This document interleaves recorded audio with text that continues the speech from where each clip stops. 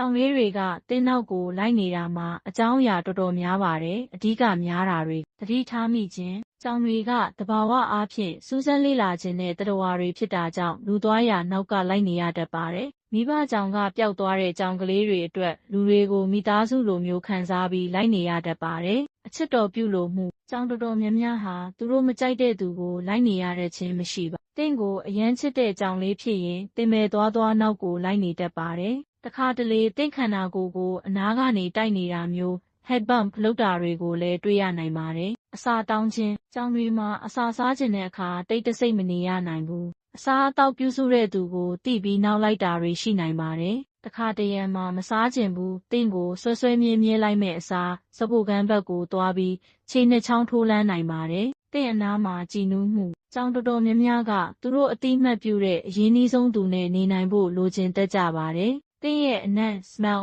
ကိုကြိုက်တာတင်နားလည်ပေးတယ်လို့ထင်တာများလို့တင်နားထောင်မဲ့သူအနေနဲ့သူတို့သတ်မှတ်ထားတာဖြစ်နိုင်ပါတယ်။တင်းကိုစီမံခြင်း